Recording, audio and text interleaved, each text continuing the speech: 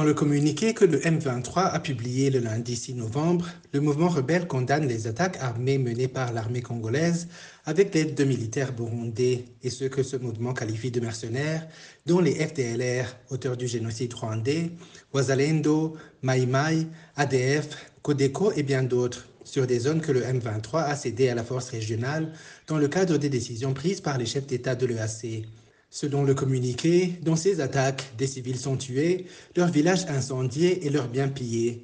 Certains parmi ces militaires et membres de groupes armés sont morts au cours des combats, d'autres capturés. Parmi ces derniers figurent des Burundais, dont certains se sont présentés et ont révélé que leur mission n'était autre que de combattre le M23. C'est le cas de celui qui s'exprime ici. Nitwa Premier Class Ndikumana. Nizo nzu yanjye ya gisirikare matrikire 83 678 HR 27 de la matricule. Nakoreye formation province Makamba abantu bita mu Mabanda muri 2018.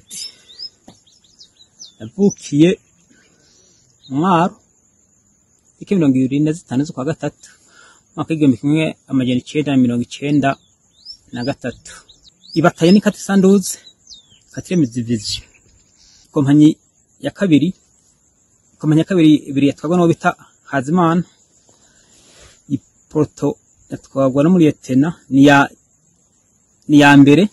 Section yatwagwa no Musereja na nyine yari section ya mbere. Avuye Burundi tarike 19 dushika 20 zo ku 9 zo mwaka nyene.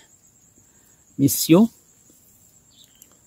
Ambre ikibuga c'indege cya Bujumbura uwo mwambaro wa Kongo tugira mission ko tuje kugwanya M23. Twitse ikibuga c'indege cya Goma tuja ni kambi amatebe mikambi cyatera tuja ku matere migwano imaze gutangura bita tubana niyo M23 kuri tere niho nafatiwe mu migwano waje dushika nk'abasirikare amajana 3 warumva ko bahari abandi basanzwe ino mba ntabwo twari tuzi ngitegire aya ntamunda twazanye z'Urundi zasigare Burundi nyene imbonda twazitoreye ino ikongo. Des attaques en RDC, incluant des militaires burundais contre le M23, ont été signalées depuis quelques mois déjà. L'armée burundaise avait même apporté son démenti. La présente déclaration de Floribert Biyeleke, porte-parole de la FDNB, date de 5 mois. Les militaires burundais n'ont jamais collaboré avec un groupe quelconque et n'entendent jamais le faire.